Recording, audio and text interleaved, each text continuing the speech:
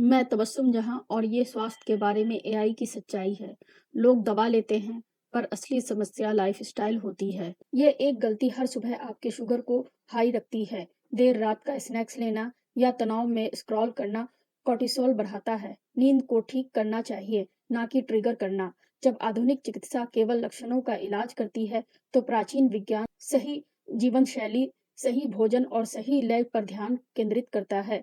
प्रकृति के साथ शुगर को ठीक करना, प्रकृति के साथ जुड़कर अपना संतुलन पाए। इस वीडियो को सेव करें, अपनी रात और अपनी शुगर को ठीक करें।